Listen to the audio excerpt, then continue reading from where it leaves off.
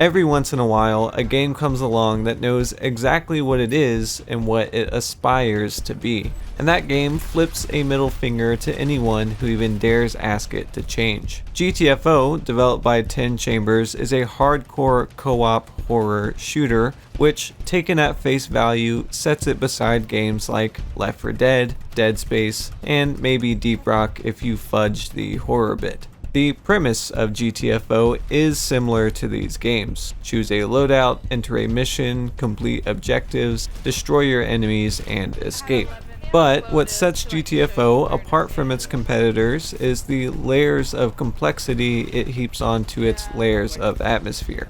After all, I would be remiss to not give props to the developers for creating a world so true to the identity of the game. Everything from the distorted monitor screen menus, to the thick fog hiding dangers unknown, to the not so thick doors holding back threats heard but not yet seen. There is a tension in the air that so perfectly puts players on edge, even in the comfort of friends. And thankfully, GTFO does not betray its hardcore vision with gimmicky arcade mechanics. Want to drop into a mission and shoot everything you see? Have at it, but be warned, you are greatly outnumbered and resources like health and ammo are scarce. Want to find a particular item in the level? Well, I hope you have experience typing out console commands, which you will sometimes be required to do while hordes of enemies batter down the doors. Speaking of enemies, there are different types scattered throughout the expeditions, most of which are asleep by default. A significant portion of the game is sneaking up to these mobs and picking them off one by one in the gaps between beating hearts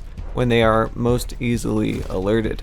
And because medpacks are a rarity, there is a real gravity to the stealth here, because one misstep or failed hammer swing is enough to alert a whole room. And once the alarm is sounded, it's time to unleash an arsenal of punchy weapons and gadgets where every shot has impact, if not on your target, then on your survival. The way GTFO balances these tense, quiet moments with these heart-pounding monster blitzes is its bread and butter, and the objectives between invite you to make mistakes that change the course of the mission. However, your team's mistakes are probably where the game will start to lose its luster for some players. An unfortunate alert to a room of enemies or uncertainty for where to go for your next objective can lead to some frustrating situations where questions like, "Is this worth it?" start to arise. It is worth repeating, this is a hardcore game, so death is almost guaranteed, which wouldn't be so annoying if the checkpoints weren't so infrequent. Several times, my group had to retry certain sections of an expedition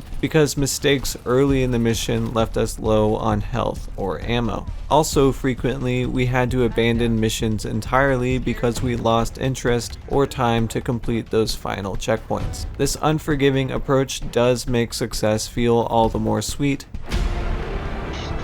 We did it! Okay. But I can't help but wonder if flipping off everyone you meet will be good for retention in the long term. And because it is a cooperative team shooter, the best experience for GTFO is if you have 4 friends to complete the missions with. Unoccupied slots can be taken by bots, which will follow your commands, but anyone without a full group is almost certainly not getting the full experience. This problem is not exclusive to GTFO, but it certainly exacerbates the annoyances spurred by the hardcore mechanics. If the mechanics were 100% consistent, at least the player could take responsibility for having a bad time. But there were some cases where melee attacks that looked like they should have connected didn't, and some enemies jumped awake faster than expected. Whether this is user error or the horror of unpredictability is up for debate, but the experience in those moments was less than fun. Which brings us to the primary questions. Is GTFO worth playing? Is it fun? Well, to answer that, it depends who you are. If you've played shooters and stealth games, you will feel right at home here. If you enjoy weighing your options, managing your resources, and gritting your teeth through some sections that require that extra bit of patience, you have what it takes to have fun in this game. But perhaps the most important question to ask yourself is, do you have someone to play it with?